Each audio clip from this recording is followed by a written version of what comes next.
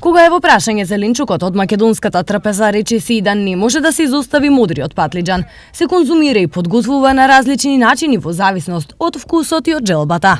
Може и пржено, а може и мусака да се направи со мелено месо. Со месо, со кромитче и ставаме вегета, црн пипер, такво се. И стае се урелната и се искрчка.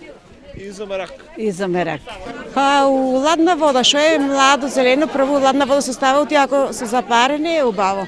Врие 2 минути или минута и така после свежо припремано се вкусно. Сите уживатели на јадењата кои можат да се подготват од модриот патлиџан, ако овој зеленчук го немате во сопствените дворови, можете да си го набавите од градскиот пазар. Купуват. Нашо си се. Здраво, непрскано? Непрскано орган. Нашото си се свежо. Ние си го береме и донесуваме го на пазар.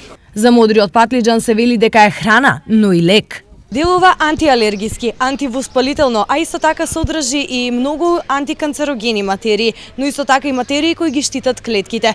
Меѓу другото, со модриот патлиџан можете да го регулирате и холестеролот во крвта. Ова се должи на изобилството на витамини и минерали содржани во овој вкусен зеленчук.